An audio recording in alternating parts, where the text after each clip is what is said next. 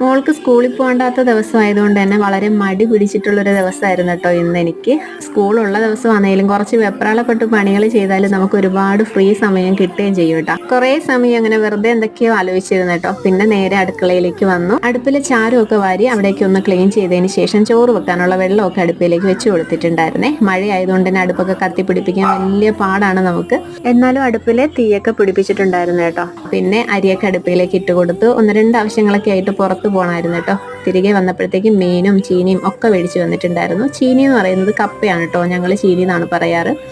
അപ്പോൾ കപ്പ ഒന്ന് വേവിക്കാനായിട്ട് അരിഞ്ഞ് കഴുകി കുക്കറിലോട്ട് ഉപ്പും മഞ്ഞളൊക്കെ ഇട്ടിട്ട് വേവിക്കാനായിട്ട് വെച്ച് കൊടുത്തിട്ടുണ്ട്. പിന്നെ മീൻകറി, നമുക്ക് ചെങ്കലവയാണ് മീൻ. അപ്പം മീൻകറി വെക്കുന്നത് പൊടികളൊക്കെ ഒന്ന് ചൂടാക്കിയതിന് ശേഷമാണ് കേട്ടോ. അങ്ങനെ പച്ച അരച്ചുള്ള തേങ്ങാക്കറി നമ്മൾ അടുപ്പിലേക്ക് ആക്കി കൊടുത്തിട്ടുണ്ട്. ഇതിനിടയ്ക്ക് നമ്മളെ കപ്പയൊക്കെ ഒന്ന് വെന്തിട്ടുണ്ടായിരുന്നു കേട്ടോ. പിന്നെ അതിലേക്ക് കുറച്ച് കറിവേപ്പില ഇട്ട് ഉടച്ചു മാറ്റിയിട്ടുണ്ടായിരുന്നു. ഇന്നലെ 2 അയല ഇരിപ്പുണ്ടായിരുന്നു, അതും കൂടി വറുത്ത് കേട്ടോ. കപ്പ ഇത്രയേ ഉള്ളൂ കേട്ടോ.